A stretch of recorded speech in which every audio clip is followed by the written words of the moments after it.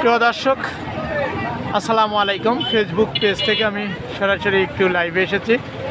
আমাদের Khoksa bus stand চত্বর থেকে আমি আপনাদের একটু দেখানোর চেষ্টা করব।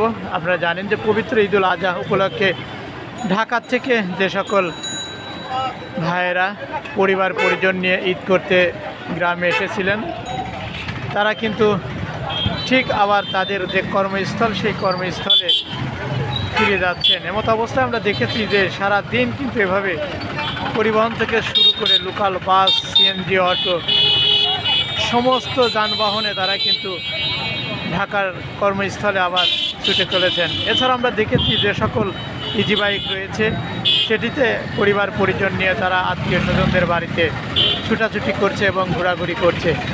বিস্তারিত দেখতে পাচ্ছেন আমি সরাসরি খোকসা বাস স্ট্যান্ড চত্বর থেকে। ঈদের দ্বিতীয় দিন ঠিক যেমনটাই